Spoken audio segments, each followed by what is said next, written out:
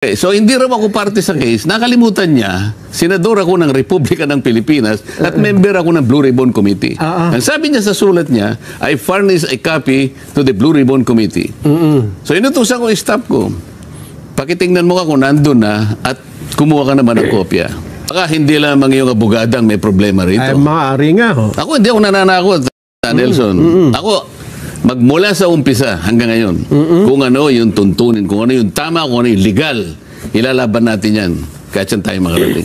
Welcome back to Master Kalog, and don't forget to subscribe and click notification bell for more updates.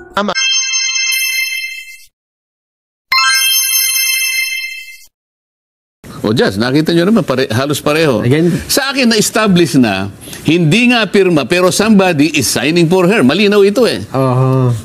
Sabi niya, hindi po sa Supreme Court po kayo hihingi. O di, okay lang. Total naman, iniimbestiga, baka ako ganun ang gagawin. Sabi ko, pinakiusap ko na ikumpara. Alam mo ginawa? Nag-stick siya dun lamang sa pirma. Sinabi ko nang hindi ako interesado sa pirma. Ito, lumitaw ngayon, na natapos niya na raw ang investigasyon. Sumulat na ako, sabi ko, bigyan mo kami ng kopya. Sabi niya, hindi kita pwedeng bigyan ng kopya because you are not a party to the case. So, hindi po kayo kasi ang humihingi. Okay, so hindi raw ako parte sa case. Nakalimutan niya, senador ako ng Republika ng Pilipinas at member ako ng Blue Ribbon Committee. Ang sabi niya sa sulat niya, I furnish a copy to the Blue Ribbon Committee. So, inutusan ko yung staff ko. Pakitingnan mo ka kung nandun na at kumuha ka naman ng kopya. Alam mo, sabi sa Blue Ribbon Committee, wala kaming kopya rito. So, sino ba nagsasabi ng totoo dito? Bakit parang inililigaw na naman yung mga tao? Mukhang nabigyan lang yung chairman, Sen. O, di ba? O, ang ginawa ko ganito. Sumulat ako sa Korte Suprema. Ayan na. Bigyan ninyo ako ng, humingi po ako ng kopya, kahit na sample po, kahit na tatlong samples lang sa loob ng isang buwan, magmula nung Enero, Pebrero, Marso, Abril, Mayo, Hunyo, Hulyo, hanggang Agosto. 3 copies each.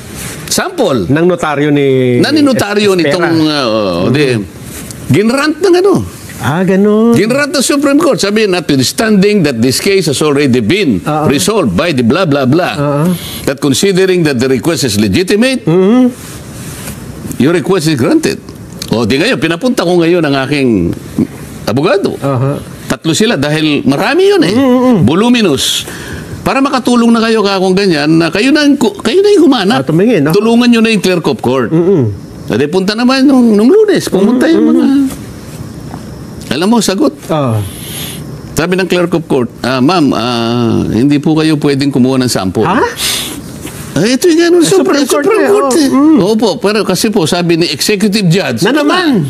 Sabi ni Executive Judge, siya ang magdidesisyon kung anong kopyang ibibigay sa amin. So, pipiliin niya yung may pirma na. yung may pirma na, yung pirma talaga. Paano ka ako itong ikukumpara? Sabi ko lang, humingi kayo ang kumuha. Siyempre, ang instruction ko, kumuha kayo yung malapit-lapit doon sa mga ganito. Baka nahihirapan kumuha. Maghanap. Hindi, bakit sasabihin ng executive judge na siya ang magdidesisyon, siya ang pipili? Naku po.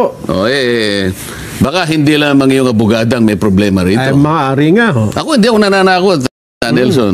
Ako, magmula sa umpisa hanggang ngayon, kung ano yung tuntunin, kung ano yung tama, kung ano yung legal, ilalaban natin yan kahit saan tayo makarating. Sa akin, na-establish na, hindi nga pirma, pero somebody is signing for her. Malinaw ito eh.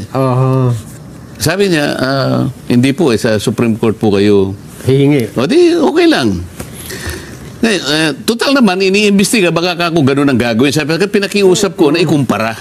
Alam mo ginawa? Nag-stick siya dun lamang sa pirma. Sinabi ko nang hindi ako interesado sa pirma. Ito, lumitaw ngayon, na natapos niya na raw ang investigasyon. Sumulat na ako, sabi ko, bigyan mo kami ng kopya. Sabi niya, hindi kita pwedeng bigyan ng kopya because you are not a party to the case. So, hindi po kayo kasi ang humihingi. Okay, so hindi raw ako parte sa case. Nakalimutan niya, senador ako ng Republika ng Pilipinas at member ako ng Blue Ribbon Committee. Ang sabi niya sa sulat niya, I furnish a copy to the Blue Ribbon Committee. So, inutusan ko yung staff ko. Pakitingnan mo ka kung nandun na at kumuha ka naman ng kopya. Alam mo, sabi sa Blue Ribbon Committee, wala kaming kopya rito.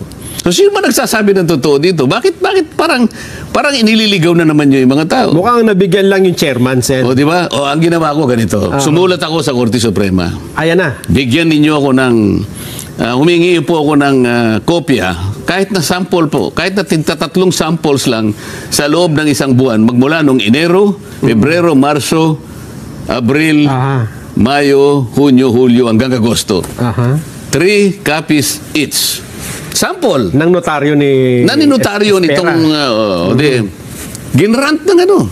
Ganun. Ginrant ng Supreme Court. Sabi, notwithstanding that this case has already been resolved by the blah, blah, blah, that considering that the request is legitimate, your request is granted. O, di ngayon, pinapunta ko ngayon ang aking abogado. Tatlo sila dahil marami yun eh. Voluminous. Para makatulong na kayo kung ganyan, na kayo na yung humanap. Tumingin, no? Tulungan nyo na yung clerk of court. Dati punta naman nung Lunes, pumunta yung mga... Alam mo, sagot.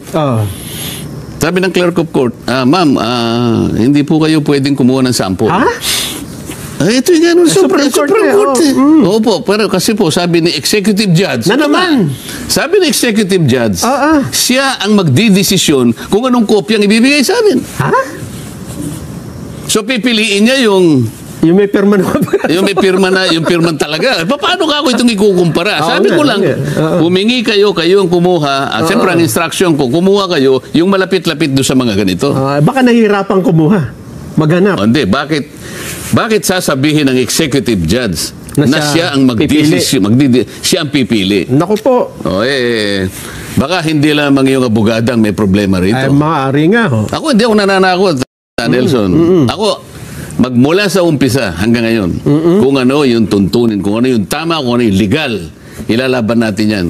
Kahit saan tayo makarating. Kaugnay sa mga impormasyon na inyong nalaman at sa mga issue na kaakibat nito, mahalaga ang inyong opinion at katwiran. Don't forget to subscribe, like, and share. Thank you for watching.